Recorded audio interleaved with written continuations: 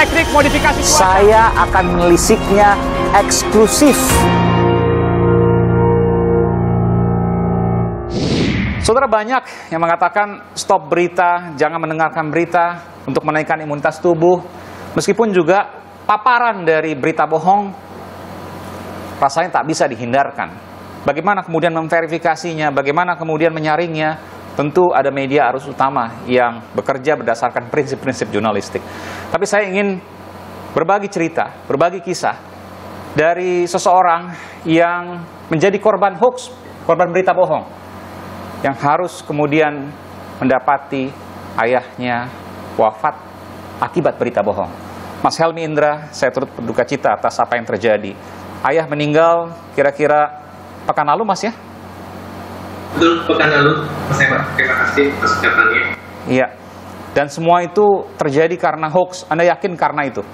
Saya yakin salah satu banyak rentetan hoax yang akhirnya menyebabkan mengalami perburukan ketika terpapar oleh COVID. Walaupun juga sebenarnya ada komorbid juga yang menyertainya seperti itu. Tapi hoax berperan besar terhadap akhirnya adanya perburukan. Di mana hoax yang dikonsumsi, dipercaya oleh ayah sehingga ayah kemudian mengalami perburukan dan akhirnya meninggal?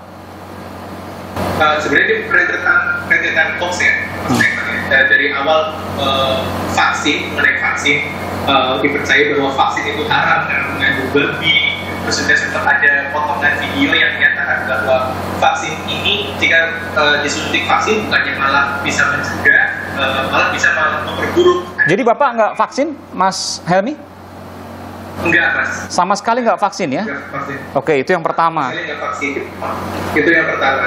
Yang kedua, ketika sudah terpapar, yang sudah saya sampaikan, ada konsumsi akhirnya diberikan obat gitu, sama kakak gitu kan, beberapa obat. Kakak ini dokter? Enggak sih, tinggal representatif sih, Mas Eman. Oh iya, oke. Jadi tahu sebaiknya konsumsi obat apa saja. Iya, kenapa nggak ke dokter pada waktu itu? Sudah akhirnya nanti ke dokter sih setelah yang penting berjalan nyeri pusing kepala itu dari gejala awal. Bukan, saya bertanya ini karena begini, apakah tidak langsung ke dokter karena Bapak sempat menolak misalnya, karena khawatir karena hoax yang terjadi Bapak nggak mau ke dokter? Bukan ke dokternya sih, Mas, nanti ke rumah sakitnya. Kalau ke dokter sih ke dokter dan konsultasi via telepon gitu. Dan dokter memberikan resep beberapa obat yang akan diberikan sama kakak. Setelah diresepkan beberapa obat oleh dokter dan kakak saya itu, yang diminum hanya obat pereda nyerinya saja, dan beberapa dan selang-seling yang lain juga tidak mengkonsumsi yang sesuai dengan anjuran dokter yang sebenarnya. Oke, alasannya? Di minggu-minggu itu sekitar 2 minggu, 3 minggu lalu kan sempat viral yang mengenai interaksi obatnya. Oh, Dr. Lois ya waktu itu ya? Betul. Oke. Mengenai itu di WA grup lumayan juga tuh gitu. Jadi salah satunya Bapak tuh bilang kalau minum obat terlalu banyak takutnya nafas malah jadi gila. Dan dari situ kemudian khawatir karena interaksi obat, lalu Bapak nggak mau minum obat? Obat pereda nyerinya. Hanya pereda nyeri, oke. Dan kemudian makin parah, bagaimana kondisinya pada waktu itu? Saturasi mulai mengemas itu bukan bapak di hari Selasa tanggal 6 Juli ya. Terus kondisi semakin menurun, semakin lemes karena juga vitamin juga dan lalu banyak diminum selang-seling lah kan. Iya, semakin lemes itu masih nggak mau minum obat juga? Karena kan pasti ada upaya lebih untuk kemudian membujuknya agar mau minum obat. Akhirnya selang-seling aja sih, Mas, nggak semua yang seharusnya diminum bisa ada total gitu. Oke. Enggak. Jadi tetap, walaupun dalam kondisi yang terus menurun, tetap masih percaya bahwa nggak mau minum obat. Betul, Mas. Itu salah satu yang jadi lumayan jadi tambah memburuk ya. Dan itu saturasi akhirnya jadi semakin memburuk. Dan itu di weekend aja di hari Sabtu Minggu saturasi itu jadi bawah 95, Mas Eman. Di weekend itu saya sama kakak, saya telepon ke Pak Kamangan, ayolah ke rumah sakit ya.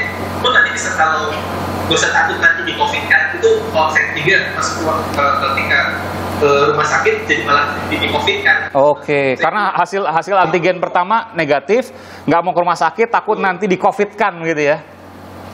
Betul. Padahal memang benar-benar COVID. Mas Helmi, Bapak terpapar infodemi, Bapak terpapar berita bohong, terpapar berita-berita yang menyesatkan. Dari mana, Mas?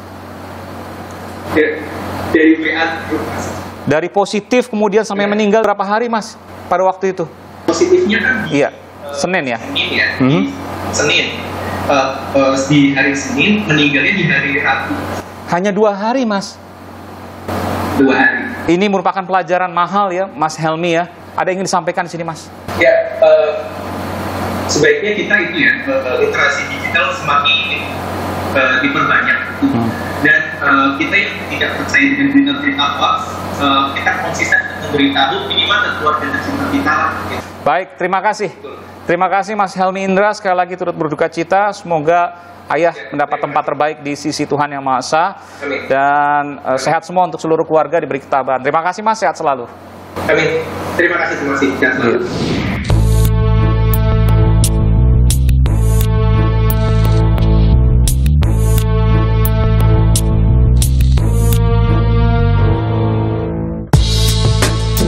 Menurut saya sih kayaknya nggak ada loh, Mas. Ada, saya dulu mengalami nih Bang. Teknik modifikasi cuaca. Saya akan menelisiknya eksklusif